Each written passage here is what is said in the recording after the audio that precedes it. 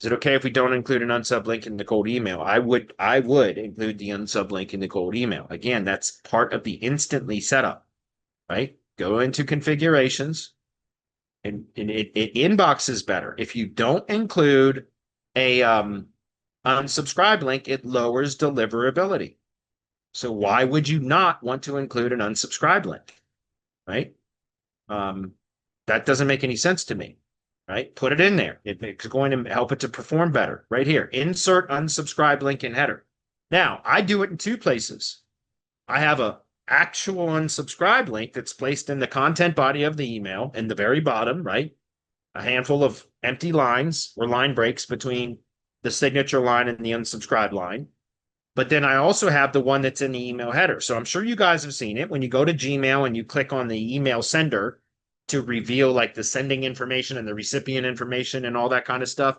Sometimes you'll see an unsubscribe button right inside that little drop down when you look at the email sender information in Gmail, right? Sometimes you'll see that unsubscribe link is available there.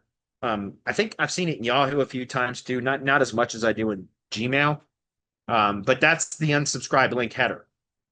So I have it actually in two locations. The actual email. So let's go into the campaign and look at, again, one of these sequences. That's down here, right? Don't care or don't want to be listed, unsubscribe, right? Don't care or want, yeah. So I might have the same one in every one. In my nurture sequences, I use different kind of things like I say things different. The unsubscribed the language or the text in around the unsubscribe link is different in my nurture sequences for like pitching services. But this one just says unsubscribe, and then it's also in the email header as well. It just improves deliverability. So why would you not include it? Okay.